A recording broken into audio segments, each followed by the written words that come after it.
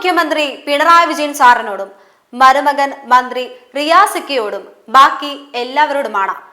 Kerala സ്റ്റോറിക്ക് 2 national അവാർഡുകൾ കിട്ടിയതിനു ശേഷമുള്ള പ്രതികരണങ്ങൾ കണ്ടു. നിർജ്ജലമായ യാഥാർത്ഥ്യം, സംഘപരിവാറിന്റെ ഭിന്നിപ്പ് നയം കേരളത്തിന്റെ മുഖം വികൃതമാക്കുന്നു എന്നൊക്കെയാണ് സാർ ഉന്നയിച്ച വാദങ്ങൾ. ഇത്തരം വാദങ്ങൾ സാർ പൊതുവിടത്തിൽ ഉന്നയിക്കണമെങ്കിൽ സാറ് സിനിമ കണ്ടു കാണും. കണ്ടെങ്കിൽ അതിലെ യാഥാർത്ഥ്യമല്ലാത്ത 2 കാര്യങ്ങൾ പറയാമോ? കണ്ടില്ല എങ്കിൽ സാറ് സിനിമ കാണാതെ ഇങ്ങനെയൊക്കെ പറയാമോ? സിനിമയ്ക്ക് പുറകിൽ കുറച്ച് പണിയെടുത്തിട്ടുണ്ട് കുറച്ചു പേർ. അതിനുവേണ്ടി ഗവേഷണവും നടത്തിയിട്ടുണ്ട്.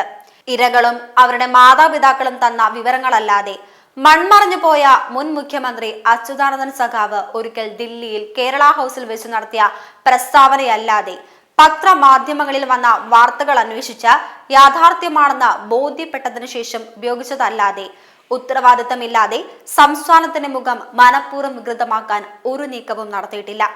എന്റെ സംസ്ഥാനത്തിൽ എന്റെ സഹോദരിമാർ അനുഭവിക്കുന്ന ദുരവസ്ഥ തുറന്നു കാട്ടിയ ഒരു സിനിമയ്ക്ക് ദേശീയ അവാർഡ് കിട്ടിയതിൽ അതിന്റെ ഭാഗമാണെന്ന നിലയ്ക്ക് അഭിമാനിക്കുകയാണ് വേണ്ടത്. ഇത് മുഴുവൻ ടീമിന്റെയും വിജയമാണ്. കേരള സ്റ്റോറി അത് കണ്ടിട്ടും കേട്ടിട്ടും സാർ അടക്കമുള്ള രാഷ്ട്രീയക്കാർക്ക് ഒന്നും തോന്നുന്നില്ലെങ്കിൽ അതുപോലുള്ള യഥാർത്ഥ സംഭവങ്ങൾ മാത്രം തുറന്നു കാണിച്ച സിനിമയും കുറ്റം പറയരുത്. കേരള സ്റ്റോറി ഇവിടെ തീർന്നിട്ടില്ല.